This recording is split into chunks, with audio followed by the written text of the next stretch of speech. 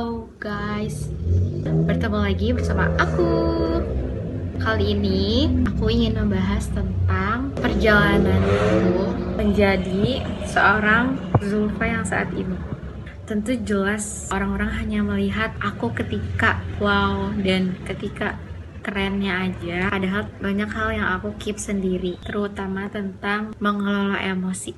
Di usiaku yang kesekian, aku belajar banyak tentang perlakuan orang lain, tentang diri aku sendiri, terus juga tentang tujuan aku. Karena pada intinya, ketika kita memutuskan untuk melanjutkan sekolah lebih jauh, akan ada banyak hal yang kita dapatkan, terutama kalau kitanya nggak membatasi diri. Semester 1-2 kuliah saat ini, aku mencoba untuk tidak membatasi diriku, dan kedua orang tuaku juga sangat terbuka akan hal yang aku mau. Kedua orang tuaku sangat amat mendukung cita-cita dan keinginanku.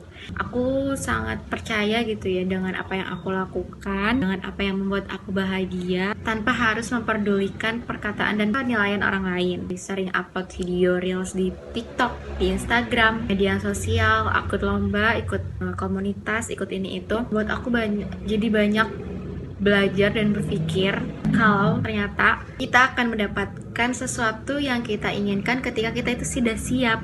Ketika kita siap untuk ditaruh amanah, amanah itu tidak akan pernah salah.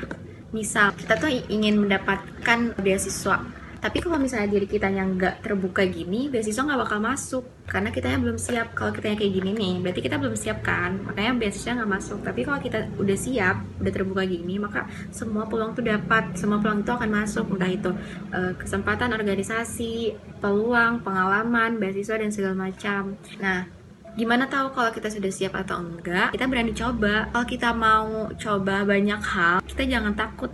Jangan takut dengan gagalannya, jangan takut dengan konsekuensi dan resikonya. Pasti ada aja resiko yang kita dapatkan, termasuk cibiran orang lain, pandangan negatif teman kita, terus penilaian teman-teman sekitar kita. Nggak semuanya positif, nggak semuanya baik buat kita, nggak semuanya memandang kita oke, nggak semuanya mendukung kita. Tapi itu juga nggak semuanya bikin kita down, nggak semuanya bikin kita berhenti. Malah terkadang kritikan yang menghampiri, terus pandangan dan penilaian negatif orang lain yang datang, yang kita rasakan, itu bisa menjadi pemantik untuk terus berjalan, menjadi semangat untuk terus melakukan. Karena kita sadar apa yang kita lakukan itu tidak bisa semua orang bisa lakukan.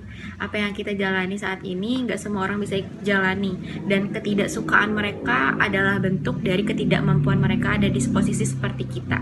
Jadi intinya, be yourself, let's try everything you want, and if you never try, you never know. Kalau kamu tidak pernah mencoba, kamu tidak akan tahu potensi mana dan potensi seperti apa yang kamu punya. Kalau kamu membatasi diri, maka kamu akan menjadi ikan besar di akuarium yang kecil. Makanya aku selalu berpikir ke diri aku sendiri untuk tidak menahan apa yang aku ingin lakukan, tidak keluar dari tanggung jawab aku sebagai seorang anak, sebagai seorang mahasiswa, sebagai seorang staf di organisasi, pun tidak melalaikan hak mereka yang menjadi tanggung jawabku, dan aku tetap melakukan hak yang aku mau gitu. Kayak misalnya hak aku untuk dapatkan waktu me time gitu, hak aku untuk bisa explore banyak hal. Aku ikut organisasi pun tidak serta-merta waktu aku terus-terusan di organisasi. Aku ikut organisasi masih bisa nongkrong,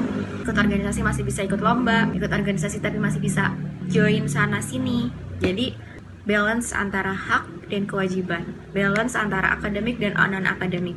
Tapi terkadang kita suka lupa sebenarnya tujuan utama kita itu apa. Karena banyak sekali hal di dunia ini yang menarik untuk diikuti, yang menarik untuk dibahas, yang menarik untuk ditekuni. Padahal sebenarnya diri kita juga punya limit, diri kita juga punya batas, diri kita juga punya kapasitas.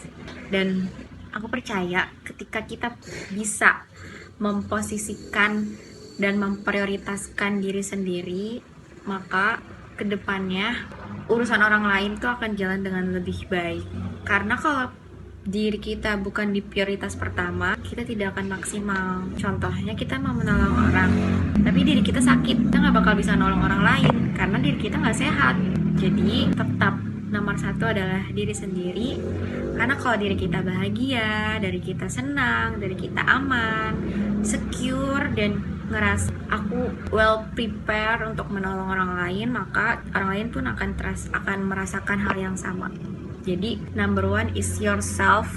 Kita harus memprioritaskan diri kita sendiri sebelum kesejahteraan orang lain. Lalu jangan terlalu pusing mendengarkan perkataan dan penilaian dari orang sekitar.